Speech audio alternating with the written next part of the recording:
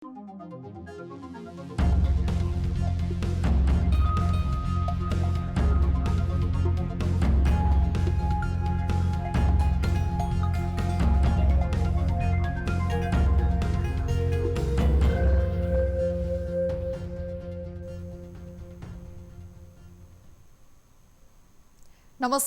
यो हो news 24 television prime time न्यूजमा स्वागत छ। देशभरको मौसम एकसाथ चिसिएको छ। पश्चिमी वायुको प्रभावका कारण हिमाली जिल्लाहरूमा भारी हिमपात हुँदा अधिकांश जिल्लामा हल्का वर्षा भएको छ। अधिकांश हिमाली जिल्लाहरूको तापक्रम माइनसमा पुग्दा जनजीवन कष्टकर भए पनि किसानहरूले भने हिमपातसँगै भएको वर्षाले राहत महसुस गरेका छन्। किसानहरूका लागि यो हिमपात र वर्षा उब्जनीका लागि महत्त्वपूर्ण आधार बनेको छ। यस वर्ष हिउँदे वर्षा नहुँदा देशभरका किसान निराश बनेका थिए। काठमाडौँ उपत्यकामा समेत हल्का वर्षा हुँदा शनिबार दिनभर उपत्यकावासीले चिसोसँग पौठेजोरी खेल्नुपर्ने अवस्था आएको देखियो।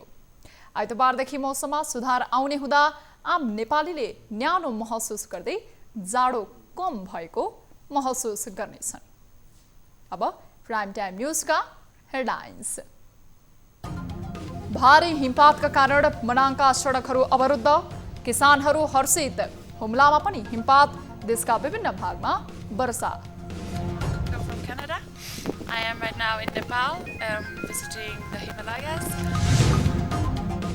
प्रतिनिधि सभा विघटनपछि राज्यका मुख्य पदाधिकारीहरूलाई दलीय संलग्नताले छाडेन। आन्तरिक द्वन्द्व बढ्दै संविधान नै सङ्कटमा पर्ने जानकारहरूको चिन्ता। संसद विघटनको विरुद्ध शनिबार पनि प्रदर्शन। कांग्रेस सम्बद्ध शुभेच्छुक संस्थाहरूले गरे मौन विरोध। नागरिक समाज पनि आन्दोलनमा। प्रस्तावको पक्षमा कांग्रेसले मतदान गर्नुपर्छ। राष्ट्रिय महिला लीग फुटबलमा त्रिभुवन आर्मी क्लबको फराकिलो जित। चौदण्डीगढी नगरपालिका 9-0 गोल अन्तरले पराजित।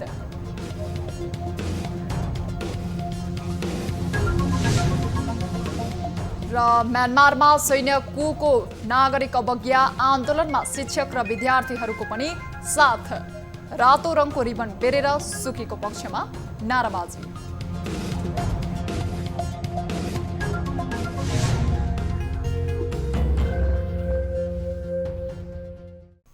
हामी निरन्तर न्यूजमा छौं। हिमाली जिल्ला मनाङमा भारी वर्षासँगै हिमपात भएको छ। बिहीबारदेखिको मौसम बदलीसँगै मनाङमा वर्षात र हिमपात भएको हो। भारी हिमपातका कारण मनाङमा अवस्थित विश्वकै सबैभन्दा अग्लो उचाइमा रहेको तिलिचो ताल हिउँले भरिएको छ। एक रिपोर्ट। मनाङको डियाङ गाउँपालिका, चामे गाउँपालिका र नार्पाभूमि गाउँपालिका पुरै हिउँले भरिएको छ भने जिल्लाकै सबैभन्दा तल्लो भेगमा पर्ने नासो गाउँपालिकाका केही ओडाहरू पनि हिउँले सेतामे भएका छन्। केही दिन अगाडिसम्म काला पत्थर जस्तै देखिएका अन्नपूर्ण दोस्रो, अन्नपूर्ण तेस्रो, अन्नपूर्ण चौथो, गङ्गापूर्ण हिमाल, पिसाङ पिक, चुलु फरेस्ट, हिमलुङ हिमाल लगायतका हिमालहरू हिउँले सेतामे भएका छन्। मनाङ घुम्न पुगेका विदेशी पर्यटकहरू हिमपातसँगै रमाउन पनि थालेका छन्। From Canada. I am right now in Nepal, visiting the Himalayas. जिल्लामा वर्षासँगै हिमपात भएपछि यहाँका किसानहरू हर्षित भएका छन्। लामो समयसम्म हिमपात नभएका कारण यहाँका किसानहरू निकै चिन्तित भएका थिए। भारी हिमपातका कारण अवरुद्ध भएका बाटोघाटोहरू नेपाल प्रहरी, सशस्त्र प्रहरी, जिल्ला प्रशासन र स्थानीयको सहयोगमा हिउँ फालेर बाटो खोल्ने कामहरू भइरहेको छ। मनाङको हिउँ र यसको प्राकृतिक सुन्दरताले यहाँ आइपुग्ने आन्तरिक पर्यटक पनि खुसी हुने गरेका छन्। तर निरन्तर हिमपातका कारण बाटो खोल्ने काम कठिन भइरहेको सशस्त्र प्रहरीका डीएसपी होमनाथ पन्थीले न्यूज 24 लाई जानकारी दिनुभयो। यस्तै निरन्तर हिमपातका कारण अत्यधिक चिसो बढेकाले जनजीवन प्रभावित भएको प्रमुख जिल्लाधिकारी विष्णु लामिछानेले बताउनु भएको छ। विगत 2.5 महिनादेखि जिल्लाको नासो गाउँपालिका स्थित जंगलमा लागेको डढेलो पनि भारी हिमपातसँगै नियन्त्रणमा आएको छ। मनाङबाट टिभी जर्नलिस्ट नवीन लामिछाने र गम्भीर जङ बिकेको रिपोर्ट। उता हिमाली जिल्ला हुम्लामा पनि यस वर्षको तेस्रो पटक हिमपात भएको छ। शुक्रबार बिहानैबाट बाक्लो कुहिरोका साथै हिमपात सुरु भएको हो। हिमपात हुँदा चिसो अत्याधिक बढेको छ भने दिउँसो नै तापक्रम माइनसमा झरेको छ। जमिनमा आधा फिट भन्दा बढी हिउँ जमेको छ। विशेष गरी नाम्खा गाउँपालिका र जिल्लाका अग्ला र उच्च स्थानमा 2 फिट भन्दा बढी हिउँ परेको छ। हिमपातसँगै उत्तरी हुम्लाको तापक्रम दिउँसै -8 डिग्रीमा झरेको स्थानीय लोकेन्द्र रावतले बताए। चिसो अत्याधिक बढेपछि मानिस बाक्ला र उनीका कपडा लगाएर शरीरलाई न्यानो बनाउने कोसिस गरिरहेका छन्। हिमपातले गाईबस्तु गोठ बाहिर निकाल्न कठिन भएकोले गोठमै घाँस हालेर थुनिएका छन्। मानिसको बाहिर आउजाउ पनि निकै पातलो रहेको छ। कार्यालयमा सेवाग्राही नआएपछि कर्मचारी आगो तथा हिटर तापेर बसिरहेको देखिन्छन्। हिमपातसँगै सडक बरफ जमेका कारण आन्तरिक रूपमा सञ्चालन हुँदै आएका यातायात सेवा पनि बन्द रहेका छन्। शुक्रबार सहित हुम्लामा तेस्रो पटक हिमपात भएको छ। यसअघि गत कार्तिक र पुष महिनामा हिमपात भएको थियो। हिमपात भएपछि कोभिडका कारण माघ 15 गतेबाट पठन पाठन सुरु गरेका विद्यालयहरूले कोर्स सक्नका लागि भए पनि चिसोमा पठन पाठन जारी राख्नु परेको बाल मन्दिर माविका प्रधानाध्यापक कैलाश रोकायाले बताए। हिमपातले हुम्लाको जनजीवन प्रभावित भएको भए पनि हिमपातले किसानलाई भने राहत पुगेको छ। कार्तिकमा सरेको जेठासी बाली नउम्रेको बेला हिमपात भएपछि उम्रने हुँदा किसानहरू खुसी भएका छन्।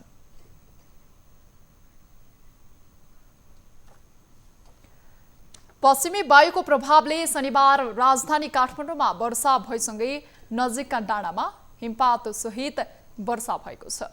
पश्चिमी न्यून चापीय वायुको सक्रियताले राजधानी काठमाडौँ सहित देशका विभिन्न क्षेत्रमा मौसम बदली भएको छ।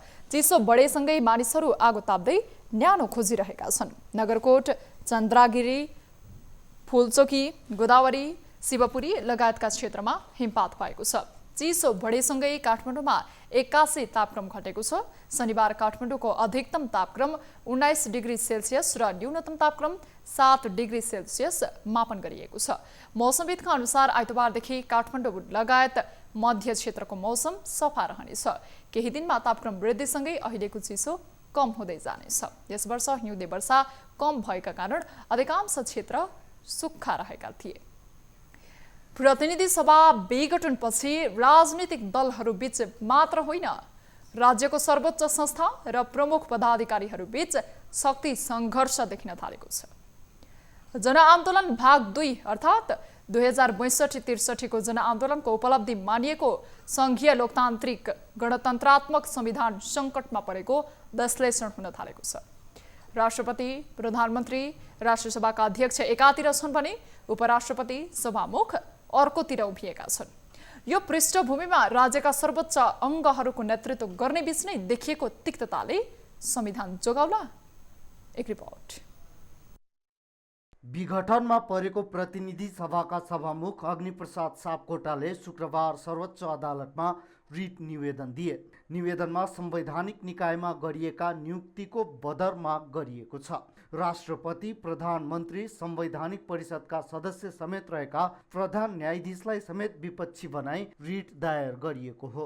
यसले सर्वोच्च निकायहरू बीचको द्वन्द्व चर्काउने निश्चित छ। यो विवाद प्रतिनिधि सभा विघटनपछि सतहमै देखिएको हो। प्रतिनिधि सभा विघटन विरुद्ध परेको रिटमा विपक्षी बनाइएका सभामुखले सर्वोच्च अदालतमा पठाएको जवाफमा पनि विघटन अमान्य नै भनिएको थियो। प्रतिनिधि सभा विघटन अघि संवैधानिक अङ्गहरूमा नियुक्तिका लागि बहुमत भए पुग्ने व्यवस्था सहित प्रधानमन्त्री केपी शर्मा ओलीले अध्यादेश जारी गरेपछि सत्तारूढ नेकपामा द्वन्द्व बढ्यो। यसको परिणामहरू राज्यका प्रमुख अङ्गहरूको नेतृत्वसम्म पुगेको छ। आन्तरिक द्वन्द्वका अवस्था।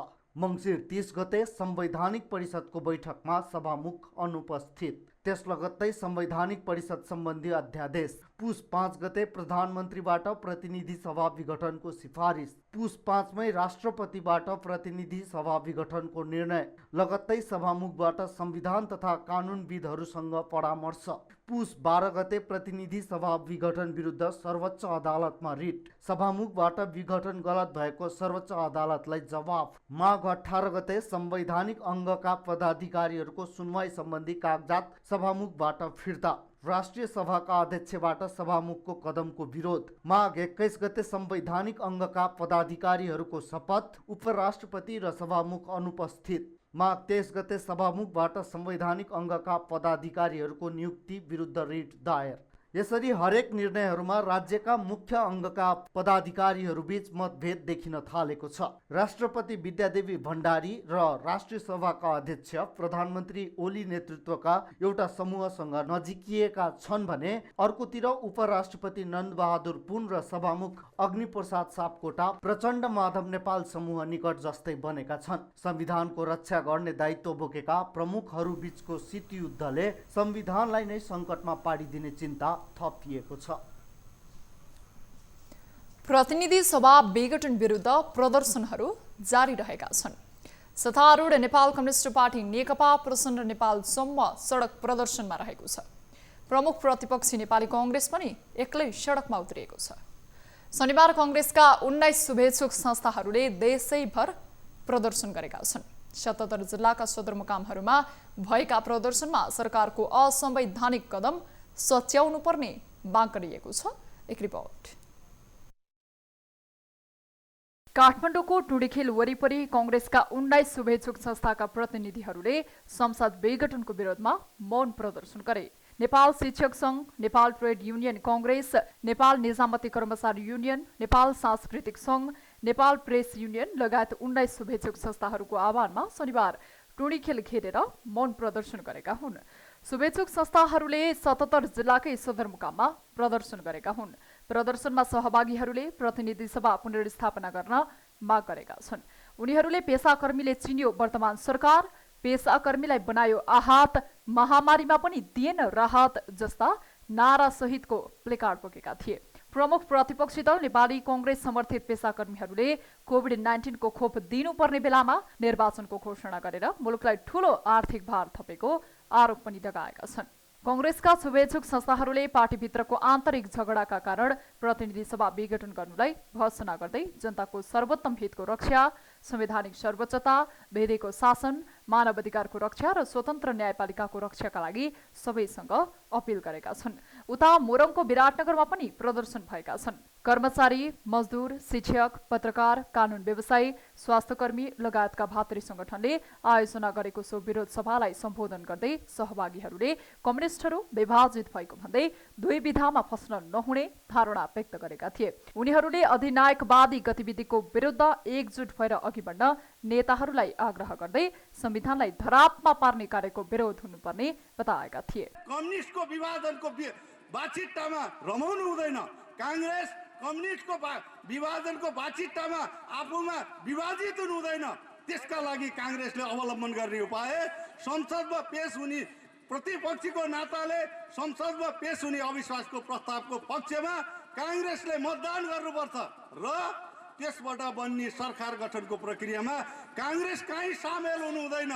यस्तै खोटाङमा पनि कांग्रेस समर्थित पेशाकर्मीहरूले प्रतिनिधि सभा विघटनको विरोध गरेका छन्। उनीहरूले आफ्नै नेतृत्वलाई पनि खबरदारी गरेका छन्। कांग्रेसले एकताबद्ध भएर आफू उभिनुपर्ने उनीहरूको सुझाव छ। वर्तमान संविधानलाई रक्षा गरेर वर्तमान संविधान मार्फतै नेपाली जनताले प्राप्त गरेका मौलिक हक अधिकार, पेशागत सुनिश्चितता र पेशागत जायज मागहरूको परिपूर्तिका लागि यो आन्दोलनका कार्यक्रमहरूलाई नेपाली कांग्रेसले जुन तय गरेको छ त्यसलाई हामीले समर्थन जनाउँदै आज वर्तमान सरकारका विभिन्न कार्यहरूको विरुद्धमा हामीले यो कामलाई यो विरोध प्रदर्शनलाई यहाँ हामीले सम्पन्न गरेका छौँ। कांग्रेसको तेस्रो चरणको आन्दोलनका कार्यक्रम अन्तर्गत शुभेच्छुक संस्थाहरूले काठमाडौँ उपत्यका सहित 77वटै जिल्लामा विरोध प्रदर्शन गरेका हुन्। यसअघि कांग्रेसका भातृ संगठनहरूले प्रतिनिधि सभा विघटनको विरोधमा माघ 19 गते देशभर विरोध प्रदर्शन गरेका थिए। यसअघि पुस 13, पुस 25, माघ 3 र माघ 8 मा विभिन्न तहमा नेपाली कांग्रेस र भातृ संस्थाहरूबाट व्यापक सहभागिताका साथ प्रदर्शन गरिसकेको छ। प्रतिनिधि सभा विघटनको विरोधमा बृहत नागरिक आन्दोलन समूहले शनिबार पनि काठमाडौँमा प्रदर्शन गरेका छन्। शनिबार काठमाडौँको माइतीघरमा समूहले गरेको प्रदर्शनमा चिकित्सा शिक्षा सुधार अभियन्ता डाक्टर गोविन्द केसी सहितका अगुवाहरूको सहभागिता थियो। प्रदर्शनमा सहभागीहरूले संवैधानिक सर्वोच्चता कायम गर, संवैधानिक निकायको कब्जा बन्द गर, असंवैधानिक नियुक्ति खारेज गर, नागरिक अघि बढ्दैछ, सर्वसत्तावाद ढल्दैछ, ओली सरकारको स्वेच्छाचारी कदमको अवज्ञा गरौं लेखिएको प्लेकार्ड बोकेका थिए। प्रधानमन्त्री केपी शर्मा ओलीले गत पुस 5 गते प्रतिनिधि सभा भङ्ग गरेपछि समूहले निरन्तर विरोधका कार्यक्रम गर्दै आएको छ। ओलीको कदम प्रतिगमन भएको भन्दै नसचिएसम्म प्रदर्शनलाई जारी राख्ने प्रदर्शनमा सहभागीहरूले बताएका छन्। नेकपा ओली पक्षका महासचिव एवं अर्थमन्त्री विष्णुप्रसाद पौडेलले प्रतिनिधि सभा विघटन मुलुकलाई स्थिरतातर्फ लैजानका लागि चालिएको कदम भएको बताउनु भएको छ। पेशागत महासंघ नेपालको राष्ट्रिय भेलालाई शनिबार काठमाडौँमा सम्बोधन गर्दै उहाँले प्रतिनिधि सभा विघटन मुलुकलाई स्थिरतातर्फ लैजानका लागि प्रधानमन्त्री केपी शर्मा ओलीले चालेको कदमको पक्षमा जनता रहेको दावी गर्नुभयो। उहाँले निर्वाचनका लागि सरकारले आवश्यक सम्पूर्ण तयारी गरिरहेको बताउनुभयो। मन्त्री पौडेलले ताजा जनादेशका लागि जनतामाझ जाने कुरा निरङ्कुश हुन नसक्ने पनि स्पष्ट पार्नुभयो। अर्थमन्त्री पौडेलले निर्वाचनमा जान डराएको बताउनुभयो। उहाँले 2/3 आफ्नै सरकारलाई टिकाएर सामाजिक न्याय, समानता र समाजवादको आधार निर्माण गर्ने अवसर पार्टीभित्रका केही नेताका कारण गुमेको स्पष्ट पार्नुभयो। षड्यन्त्रलाई नेपाली जनताले चिनेका छन्। नेपाली कम्युनिस्ट आन्दोलनका इमान्दार नेता, कार्यकर्ता र सदस्यले चिनेका छन्। त्यसले गर्दा यो षड्यन्त्र चकनाचुर हुन्छ, यो षड्यन्त्र नाकाम हुन्छ र हामीले हाम्रो आन्दोलनलाई एकताबद्ध गरेर लिएर जान्छौँ र कमरेड केपी शर्मा ओलीको नेतृत्वमा हामी शक्तिशाली कम्युनिस्ट आन्दोलन निर्माण गर्छौँ र त्यो शक्तिशाली कम्युनिस्ट आन्दोलन नेपाली कम्युनिस्ट आन्दोलनको मात्रै मूलधार होइन, राष्ट्रिय राजनीतिको नेतृत्वलाई हैसियतमा त्यो साबित हुन्छ। कार्यक्रममा महासंघले 275 सदस्यीय 7औं महाधिवेशन आयोजक कमिटी गठन गरेको छ। कमिटीको संयोजकमा बाबुराम थापा र सहसंयोजकमा दयाराम बस्याल रहनु भएको छ। सञ्चार तथा सूचना प्रविधि मन्त्री पार्वत गुरुङले पत्रकारिता क्षेत्रमा देखिएको समस्या समाधान गर्न आफू तयार रहेको बताउनु भएको छ। शनिबार नेपाल पत्रकार महासंघ काठमाडौँ जिल्ला शाखाको 22औं साधारण सभाको उद्घाटन समारोहमा उहाँले आफ्नै पालामा दीर्घकालीन रूपमा पत्रकारको समस्या समाधान गर्ने बताउनु भएको हो। पत्रकार समाज रूपान्तरणको मुख्य अङ्ग भएकोले रचनात्मक तरिकाबाट जिम्मेवारीपूर्वक काम गर्न उहाँले आग्रह पनि गर्नुभयो। आगामी वर्षको नीति तथा कार्यक्रमका लागि प्रतिनिधिमूलक ढङ्गबाट पत्रकारलाई छलफलमा बोलाई कार्यक्रम अघि बढाउने पनि उहाँले बताउनुभयो।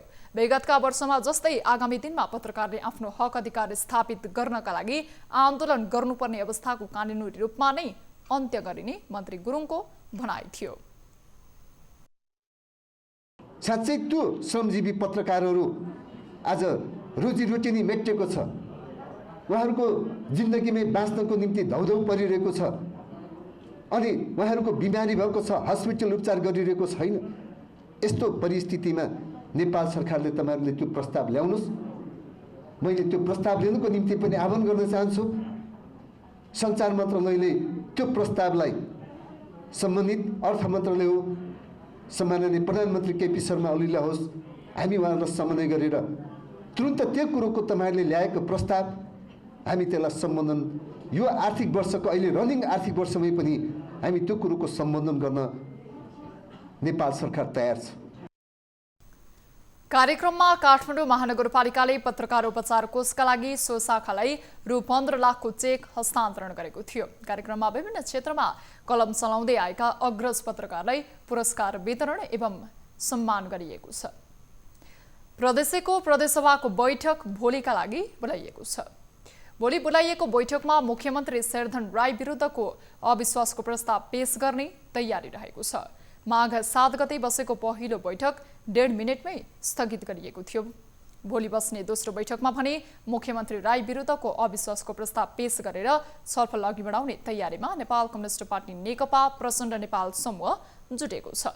तर प्रदेशसभा सचिवालयले भने अविश्वासको प्रस्ताव पेश हुने निश्चित नरहेको जनाएको छ।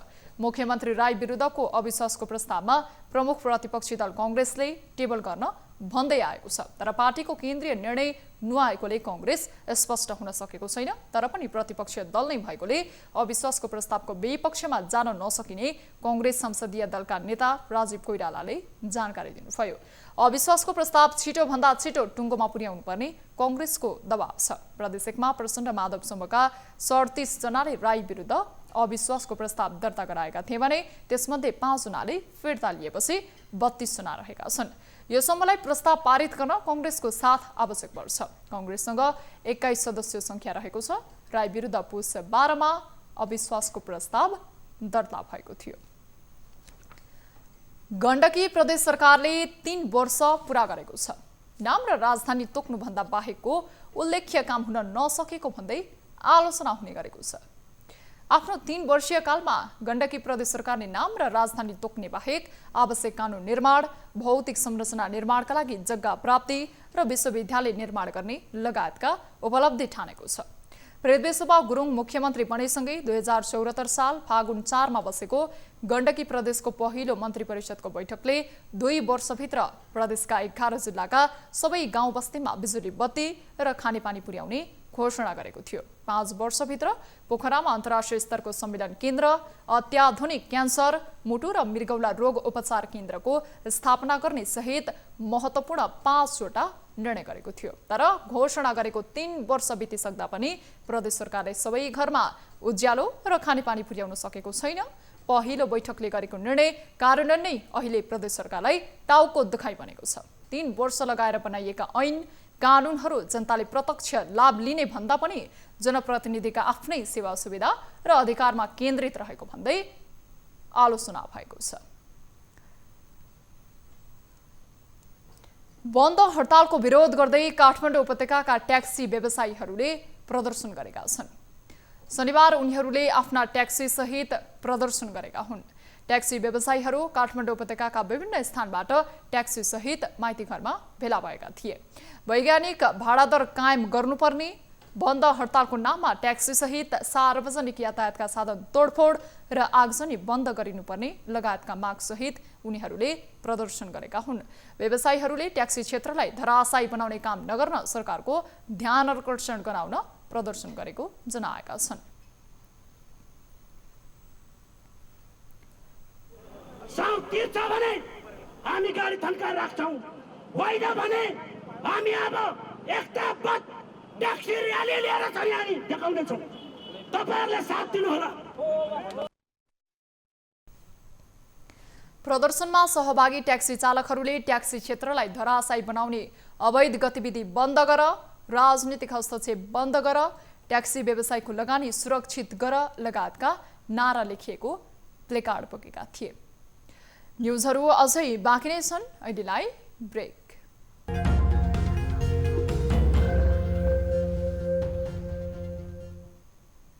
हामी निरन्तर न्युजमा छौं। शनिबार थप 79 जनामा कोरोना संक्रमण पुष्टि भएको छ। देशका विभिन्न स्थानमा गरिएको परीक्षणका क्रममा थप 79 जनामा कोरोना संक्रमण पुष्टि भएको स्वास्थ्य मन्त्रालयले जनाएको छ। यो सँगै नेपालमा कोरोना संक्रमितको कुल संख्या 2,71,806 पुगेको छ। त्यस्तै थप 248 जना कोरोना मुक्त भएका छन् भने हालसम्म नेपालमा 2,67,812 जना कोरोना मुक्त भएका छन्। गत 24 घण्टामा कसैको पनि कोरोनाका कारण निधन नभएको मन्त्रालयले जनाएको छ। हालसम्म नेपालमा 2035 जनाले कोरोनाका कारण ज्यान गुमाएका छन्। त्यस्तै हाल सक्रिय संक्रमितको संख्या 1959 रहेको छ भने 95 जना क्वारेन्टिनमा छन्। नेपालमा हालसम्म 20,91,166 वटा PCR परीक्षण गरिएको छ। कैलालीको जानकी गाउँपालिका वडा नम्बर 9 खैरी फाटा नजिकै माटोको ढिस्कोले पुरिएर 3 जनाको मृत्यु भएको छ भने 2 जना गम्भीर घाइते भएका छन्। घर पोत्ने माटो खन्ने क्रममा माटोले पुरिएका 5 जना मध्ये 2 जनाको घटनास्थलमै मृत्यु भएको छ भने 1 जनाको उपचारको क्रममा टिकापुर अस्पतालमा निधन भएको जिल्ला प्रहरी कार्यालय कैलालीमा कार्यरत प्रहरी नायब परीक्षक प्रतीक विष्टले जानकारी दिनुभयो। मृत्यु हुनेमा कैलालीको जानकी गाउँपालिका 5 का 17 वर्षीय धनसरी सवाल, 20 वर्षीय भावना वड र 30 वर्षीय गंगादेवी जगैडी रहेका छन्। यस्तै 12 वर्षीय अनुप जगैडी र काजल सवाल घाइते भएको र उनीहरूको टिकापुर अस्पतालमा उपचार भइरहेको प्रहरीले जनाएको छ। रौतहटमा पछिल्लो समय निजी अस्पतालहरू खोल्ने क्रम तीव्र बनेको छ। जिल्लाको उत्तरी भेगमा रहेको चन्द्रपुर नगरपालिकाको चन्द्रनी गाहपुरमा मात्रै 5 वटा भन्दा बढी निजी अस्पतालहरू सञ्चालनमा आइसकेका छन्। एक रिपोर्ट। निजी अस्पतालहरूमा बिरामी र सर्वसाधारणहरूको आकर्षण बढेपछि चन्द्रपुर नगरपालिका वडा नम्बर 4 मा गत कार्तिक 14 गतेदेखि civil hospital Chapur private limited सञ्चालनमा आएको छ। गाउँ घरमै सुलभ शुल्कमा गुणस्तरीय स्वास्थ्य सेवा प्रदान गर्ने उद्देश्यले खोलिएको सो अस्पतालले सेवा दिन थालेपछि स्थानीयले पनि सहज महसुस गरेका छन्। आफ्नो ठाउँमा सुविधा सम्पन्न अस्पताल नहुँदा सामान्य रोगको उपचारको लागि पनि काठमाडौँ, वीरगञ्ज, भरतपुर लगायत ठूला शहरहरूमा जानुपर्ने बाध्यताको अन्त्य भएको भन्दै स्थानीयहरू खुसी भएका छन्। पहिला हाम्रो बिरामी हुँदा सानोतिनो बिरामी हुँदाखेरि पनि हामीले ढकाल आरामले काठमाडौँ गइरहनु पर्थ्यो। अब त्यहाँको सुविधा सम्पन्न हाम्रो चपुरमै खुलेको छ। खुसी छौँ। हाम्रो समयको पनि बचत, साथसाथै यदि आर्थिक पनि हाम्रो बचत हुन्छ। एकदम हामी खुसी छौँ। पूर्व पश्चिम राजमार्ग छेउमा रहेको सो अस्पतालले 24 घण्टा इमर्जेन्सी सेवा, नवजात शिशु तथा बालरोग सेवा, पेट, छाती, मुटु, नसा, मधुमेह, नाक, कान, घाँटी तथा थाइराइड लगायतका रोगहरूको उपचार सेवा प्रदान गर्दै आइरहेको छ। डिआर सिस्टम छ। डिआर सिस्टमले चाहिँ सिआरडिआर भन्दा 5 गुणा जति रेडिएसन कम दिन्छ अनि यसमा चाहिँ समयको पनि धेरै बचत हुन्छ। यो चाहिँ रेडिएसन हार्मफुल इफेक्ट रेडिएसन हुन्छ नि, त्यो हामीलाई इफेक्ट पार्न चाहिँ मान्छेहरूलाई यो मसिनले धेरै कम दिन्छ। अरूको तुलनामा समयको पनि बचत हुन्छ। स्वास्थ्य क्षेत्रमा पछाडि परेको रौतहटमा पनि सुलभ शुल्कमा राम्रो स्वास्थ्य सेवा प्रदान गर्ने लक्ष्य सो अस्पतालले लिएको छ। हामी यस चन्द्रपुर नगरपालिका अन्तर्गत रहेका 3,20,576 जनघनत्व भएको एरियामा जम्मा 4-5 वटा प्राइभेट हस्पिटलले यहाँका स्थानीय जनताहरूलाई उपचार समयमा नपाउने अवस्था देखिएको हुनाले हामीले यो सञ्चालनमा ल्याएका छौँ। स्वास्थ्य बीमा गरेका ज्येष्ठ नागरिक, अपाङ्ग तथा विपन्न परिवारका लागि विशेष छुटको व्यवस्था गरिएको सो अस्पतालले जनरल सर्जन, फिजिसियन, बालरोग विशेषज्ञ, स्त्री रोग तथा प्रसुति रोग विशेषज्ञहरूले सेवा प्रदान गर्दै आइरहेको छन्। हामी यहाँ 24 आवर्स एभाइलेबल छौँ, सेवा दिनको लागि बसिरहेछौँ र यस हस्पिटलमा विभिन्न फ्याकल्टीको डक्टरहरू पनि हुनुहुन्छ। जस्तै बालरोग विशेषज्ञ, स्त्री रोग विशेषज्ञ, अर्थोपेडिसियन अनि विभिन्न प्रकारको डक्टरहरू यहाँ हुनुहुन्छ। यहाँ चाहिँ इभेसीको सुविधा एभाइलेबल छ, एक्सरे र यो सब सुविधा मिलेर हामी गुणस्तरीय सुविधा दिँदैछौँ। मोपसलमा अझ साना सहरहरूमा दक्ष चिकित्सक सहित अस्पताल सञ्चालन गर्नु आफैमा चुनौतीपूर्ण रहेको भए पनि सबै मिलेर लागि परे आफूहरूले रौतहट जिल्लाको स्वास्थ्य सेवाको स्थितिमा परिवर्तन गर्न सकिन्छ भनेर हिम्मत कसेर अस्पताल सञ्चालनमा ल्याएको अस्पतालका सञ्चालकको भनाइ छ। अहिले हाम्रोमा चलिरहेको ओपीडी सेवा, इमर्जेन्सी सेवा, प्रस्तुति सेवा, प्रत्येक दिनका स्पेशलिस्ट विशेषज्ञ डाक्टरहरू, बालरोग विशेषज्ञ, हृदयरोग विशेषज्ञ, महिला रोग विशेषज्ञ सबै हाम्रो सेवा दिँदै आइरहेछौँ र भविष्यमा हाम्रो यो हस्पिटलमा अपरेसनहरूका आइसियु व्यवस्था, एनआइसियु व्यवस्था सबै गर्ने भन्ने हाम्रो लक्ष्य रहेको छ। शिक्षा र स्वास्थ्यमा देशैभर पछाडि परेको रौतहट जिल्लामा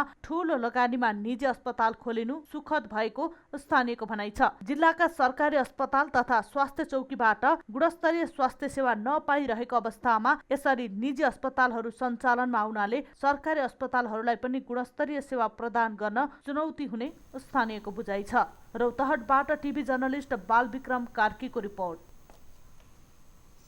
भूमि व्यवस्था सहकारी तथा गरिबी निवारण मन्त्री डाक्टर शिवमाया तुम्बा हाम्फेले भूमिहीन नागरिकका हाताहातमै जग्गा धनी प्रमाणपत्र पुर्याउने प्रतिबद्धता जनाउनु भएको छ। भूमि सम्बन्धी समस्या समाधान आयोग जिल्ला समितिका अध्यक्ष र सदस्यका लागि शनिबार काठमाडौँमा आयोजित अभिमुखीकरण समारोहमा उहाँले यस्तो बताउनु भएको हो। उहाँले नेपालको संविधानले निर्देशन गरे अनुसार भूमि सम्बन्धी जोडिएका अधिकार सुनिश्चितताका लागि आवश्यक प्रक्रिया अघि बढाइसकिएको जानकारी गराउनुभयो। उहाँले भूमिहीन दलित सुकुम्बासी र अव्यवस्थित बसोबासलाई व्यवस्थित गर्ने मुख्य जिम्मेवारीका साथ आयोग गठन गरिएको र 3 वर्षभित्रैमा काम सक्नुपर्ने जिम्मेवारी रहेको स्मरण गराउनुभयो।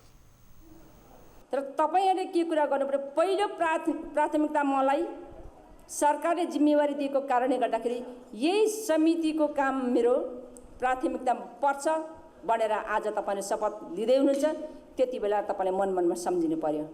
पहिलो प्राथमिकता यही हो, तपाईले सरकारले दिएको ड्युटी नै यही हो। तसर्थ मेरो प्राथमिकता यो, मैले पहिले यो काम सम्पन्न गर्नुपर्छ। तत्पश्चात समय बचेमा तपाई अरू कामहरू गर्न सक्नुहुन्छ। समयलाई तपाईले म्यानेज गर्न सक्नु पर्यो। आयोगको समय 1 वर्ष बितिसकेकाले अब 2 वर्ष बाँकी छ। मन्त्री तुम्बा हाम्फेले देखिने गरी काम गर्न पनि समितिका पदाधिकारीलाई निर्देशन दिनुभयो। भूमिहीन दलित सुकुम्बासी र अव्यवस्थित बसोबासलाई व्यवस्थित गर्न सरकारले 2076 साल चैतमा उक्त आयोग गठन गरेको हो। सरकारले गएको माघ 15 गते आयोगको जिल्ला समिति अध्यक्ष र सदस्य नियुक्त गरेको थियो। अब बिजनेस न्यूज।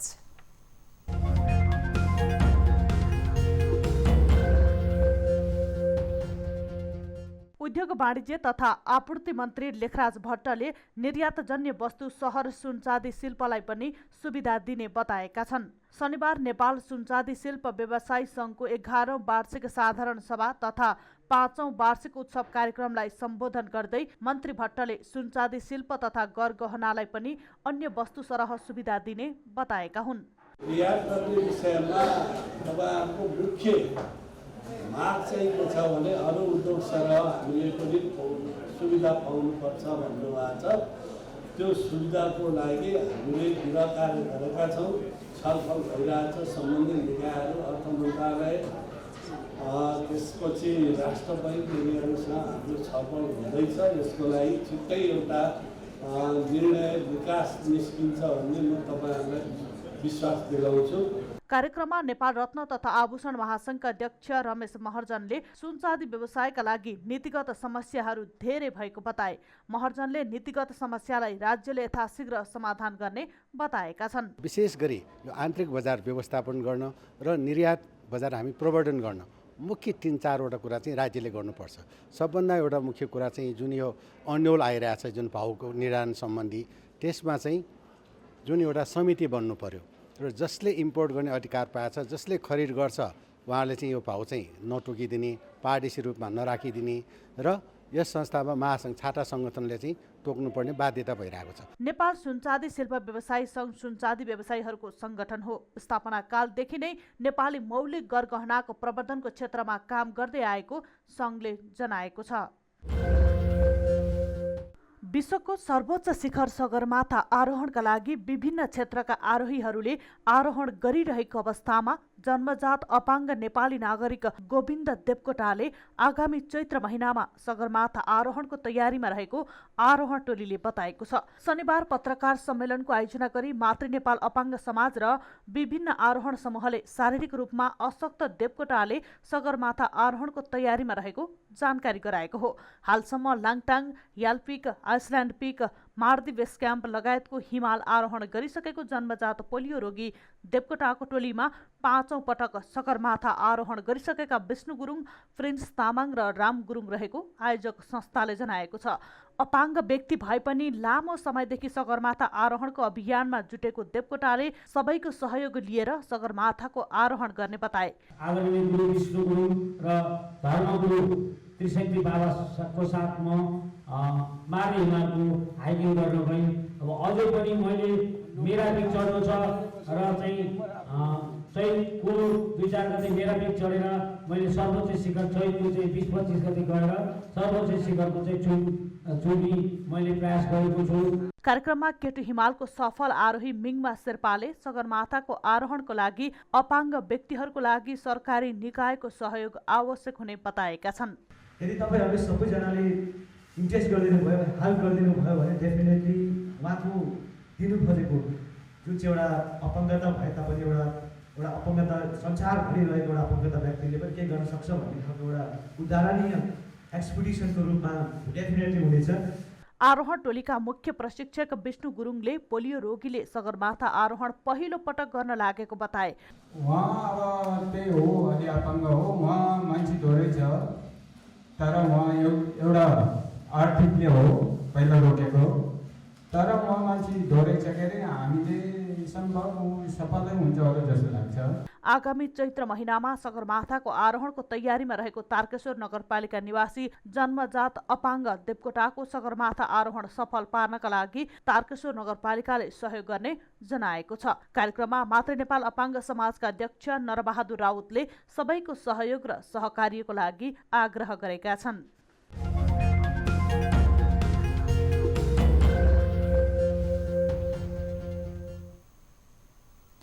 न्युजहरू अझै बाँकी नै छन्, अहिलेलाई ब्रेक।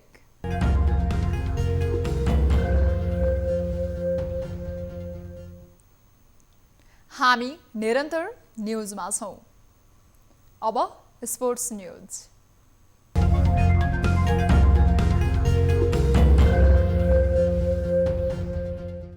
त्रिभुवन आर्मी क्लबले राजधानीमा जारी राष्ट्रिय महिला लीग फुटबलमा फराकिलो जित निकालेको छ। शनिबार भएको खेलमा आर्मीले उदयपुरको चौदण्डी गढी नगरपालिकालाई 9-0ले पराजित गरेको छ। सातो बाटो स्थित एन्फा कम्प्लेक्समा आर्मीलाई जित दिलाउन रश्मि घिचिङले ह्याट्रिक सहित 4 गोल गरिन्। यस्तै शर्मिला थापाले 2 तथा भुजुङ्गा राई र अञ्जली बाइवाले 1-1 गोल गरे। आर्मीले 1 गोल आत्मघाती उपहार पाएको थियो। आर्मी विरुद्ध चौदण्डीले 4 विदेशी खेलाडीलाई मैदान उतारेको थियो। चौदण्डीले भारत सिक्किमका गोलरक्षक दीपशिखा सहित एन्जिला भुटिया, एमित लोप्चा र सुस्ता राईलाई मैदानमा उतारेको थियो। जितसँगै आर्मीले 7 खेलमा 16 अङ्क जोडेको छ। आर्मी दोस्रो स्थानमा रहेको छ। चौदण्डीको यो लगातार 7औं हार हो। चौदण्डी अङ्कविहीन रहँदै पुच्छारमा रहेको छ। आउँदो संस्करणको इन्डियन प्रिमियर लिग आइपिएल को अक्सनका लागि नेपाल क्रिकेट सङ्घ क्यानले 8 जना खेलाडीको नाम पठाएको छ। क्यानले शुक्रबार एक विज्ञप्ति निकाल्दै यसबारे जानकारी दिएको हो। क्यानका अनुसार सन्दीप लामिछाने, विनोद भण्डारी, करण केसी, सोमपाल कामी, कुशल मल्ल, शरद भेस्वाकर, अविनाश बोहरा र दिपेन्द्र सिंह एरीको नाम आइपिएल अक्सनका लागि पठाइएको छ। सन्दीप बाहेक अन्य 7 खेलाडी पहिलो पटक अक्सनमा परेका हुन्। सन्दीपले दिल्ली क्यापिटल्सबाट 2 सिजन खेलिसकेका छन्। गएको संस्करणमा भने सन्दीपले 1 खेलमा पनि मौका पाएका थिएनन्। यसपालि दिल्लीले सन्दीपलाई नखेलाउने निर्णय गरिसकेको छ। विश्व क्रिकेटमा आइपिएललाई सबैभन्दा महँगो र चर्चित लिग मानिन्छ, जहाँ विश्वभरका चर्चित खेलाडीहरू खेल्छन्। नेपालबाट आइपिएल अक्सनका लागि पहिलो पटक यति धेरै खेलाडीको नाम पठाइएको हो। यसपटक 814 भारतीय र 283 विदेशी गरी जम्मा 1097 खेलाडी अक्सनमा सहभागी भएका छन्। एसोसिएट देशका 27 मध्ये नेपालबाट मात्रै 8 खेलाडी परेका हुन्। अक्सन आउँदो फेब्रुअरी महिनाको 18 तारिकमा चेन्नईमा हुने बताइएको छ।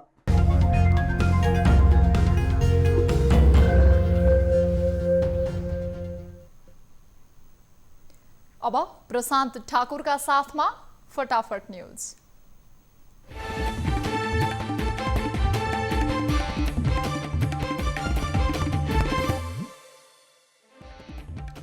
प्रतिनिधि सभा विघटन विरुद्ध काङ्ग्रेस तेस्रो चरणको आन्दोलन अन्तर्गत आज 77 जिल्लामा विरोध र्याली।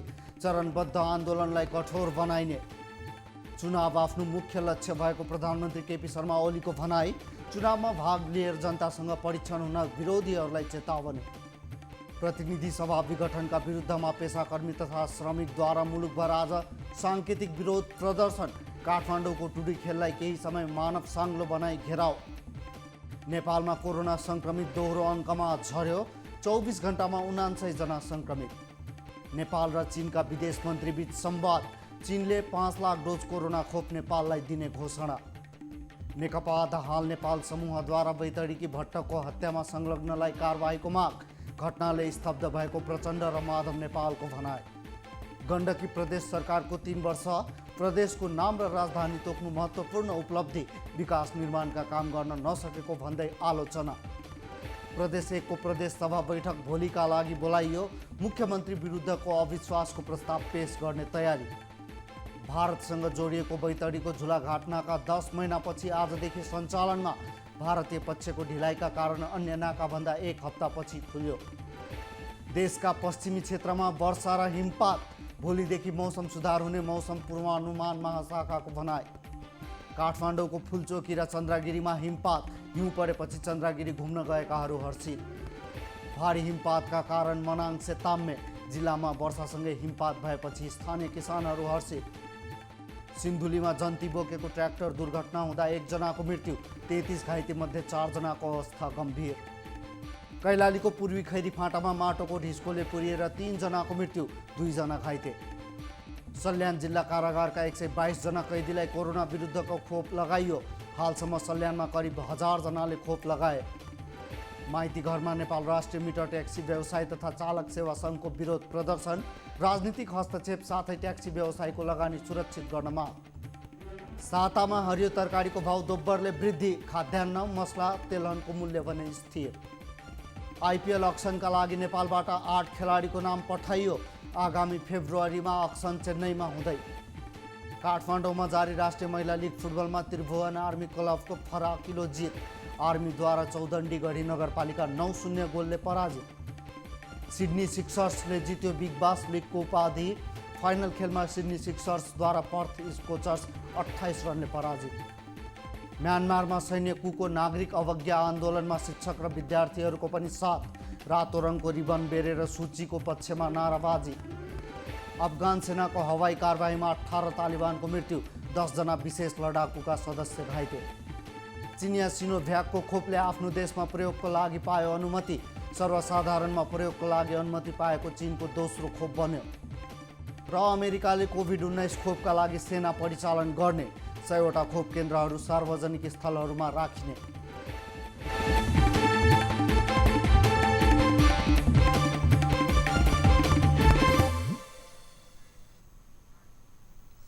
अब एउटा रोचक प्रसङ्ग। संसारभरिका र्यापर आफ्नो बोल्ड अन्दाजका लागि परिचित छन्। पोस्ट मलुन जस्ता केही आर्टिस्ट छन् जसले आफ्नो अनुहारभरि ट्याटु बनाइरहेका छन्। यद्यपि अमेरिकाका र्यापरले एक कदम माथि उठ्दै आफ्नो निधारको बीच भागमा एउटा दुर्लभ हिरा टाँसेका छन्। यो प्राकृतिक गुलाबी हिराको मूल्य $24 मिलियन अर्थात् 2 अर्ब नेपाली रुपैयाँ हो। 26 वर्षका साइमर बायसिल वुड्स एक अमेरिकी र्यापर र गीत लेखक हुन् र उनी लिल उजी वर्ट स्टेज नामबाट परिचित छन्। वुड्स धेरै जसो आफ्नो अनुहारको ट्याटु र हेयर स्टाइलका लागि ट्रेन्ड हुन्छन्। यी र्यापरले हालै इन्स्टाग्राममा आफ्नो एउटा भिडियो सेयर गरेका छन् जसमा लगभग 11 क्यारेटको यो हिरा लगाइरहेको देख्न सकिन्छ। वुड्सले यति अचम्मको निर्णय किन लिए भनेर उनका प्रशंसक हैरान छन्।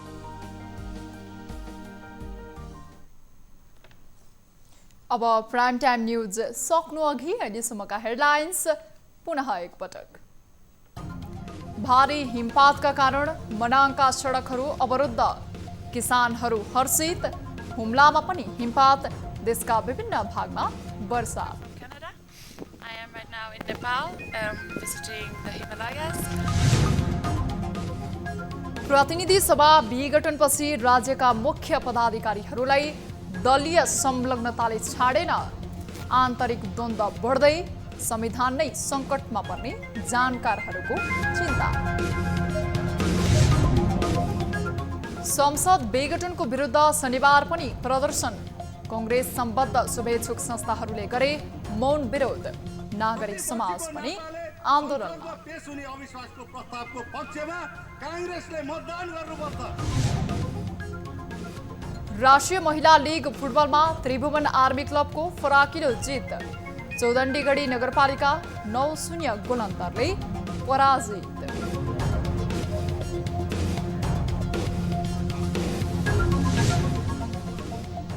र म्यानमारमा सैन्य कुको नागरिक अवज्ञा आन्दोलनमा शिक्षक र विद्यार्थीहरूको पनि साथ। रातो रङको रिबन बेरेर सूचीको पक्षमा नाराबाजी।